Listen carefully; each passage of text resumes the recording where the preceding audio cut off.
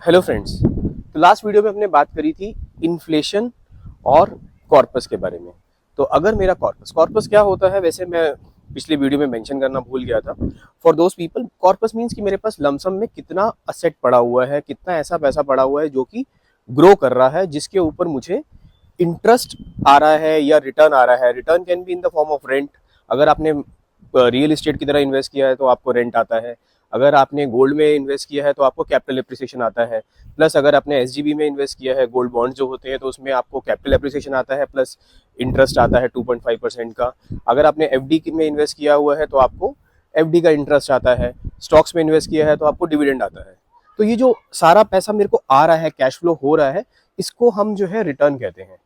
अब इन सब से मुझे कितना पैसा आया, तो लेट से मेरे पास साल के बिगनिंग में 1 करोड़ था, जिसको मैंने अलग अलग जगह पे इन्वेस्ट किया हुआ था, और वहां से मुझे टोटल में जितना पैसा आया, लेट से 10 लाख रुपए आए। तो 1 करोड़ के ऊपर अगर मुझे 10 लाख रुपए आते हैं तो मतलब 10% मेरा एवरेज रेट ऑफ रिटर्न है। अब ऐसा भी हो सकता है कि जो मैंने स्टॉक्स में पैसा लगाया था उससे मुझे 15% आ रहा है।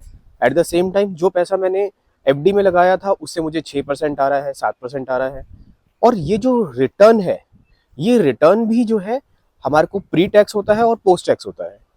जैसे कुछ इनकम ऐसी होती है जो जिसके ऊपर आपको टैक्स नहीं देना पड़ता, जैसे पीपीएफ का जो इंटरेस्ट है वो टैक्स फ्री है। लेकिन एट द सेम टाइम अगर एफडी का इंटरेस्ट है तो वो टैक्सेबल है। आपकी सैलरी है वो टैक्सेबल है। और आपके पास अगर इंटरेस्ट 50,000 तक आ रहा है बीइंग अ सीनियर सिटीजन, तो वो टैक्स फ्री है। तो हमें ये होता है कि मुझे कितना मिल रहा है, और दूसरा होता है कि मेरे पास कितना बच रहा है।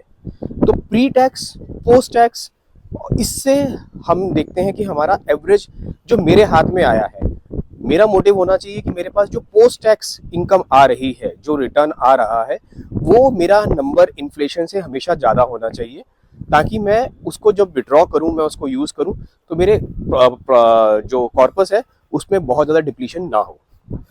ठीक है। इन्फ्लेशन को मैं आपको एक और अच्छे एग्जाम्पल से समझाता हूँ अपने नेक्स्ट वीडियो में। Happy investing till that time.